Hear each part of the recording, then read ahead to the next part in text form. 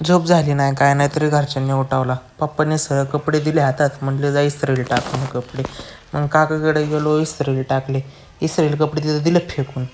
मग इस्त्रीचे कपडे म्हणलं नंतर घेऊन जाऊ. आता मग मिरच्या का फिरच्या आणायला गेलो त्या. मग मिरच्या घेतल्या आणि सरळ घरी आलो.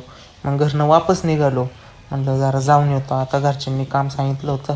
म्हणलं ते कपडे घेऊन येतो पहिले. मग कपड्याच्या दुकानावर गेलो. तिथं काही शूट करता आलं नाही, कारण की एका हातात गाडीचे फोन कसा पकडायचा. मग घरी आल्यावर नाश्ता विष्टा करून वापस आंघोळ करून वापस निघालो. म्हणलं आज भाऊ नाही, आज आपल्यालाच इंजेक्शन घ्यावं लागणार आहे जाऊन, कारण की आता 5वं इंजेक्शन होतं वाटतं आज. मग गेलो डॉक्टरकडं.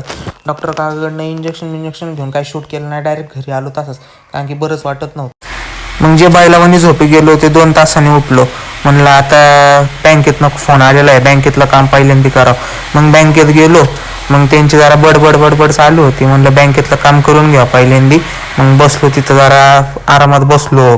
मग पैसे त्यांना दिले, सगळं बँकेतलं काम केलं.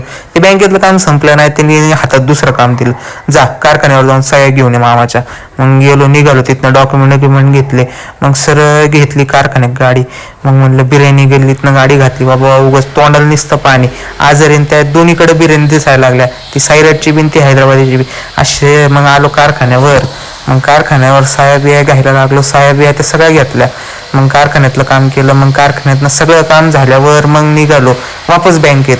मग वापस गाडी काढली, निघालो. तरी बँकेत जाता जरा कळत होतं गाडीतनं कसला तर आवाज आला, तरी म्हणलं जाऊ द्या नंतर बघू. मग बँकेत आलो.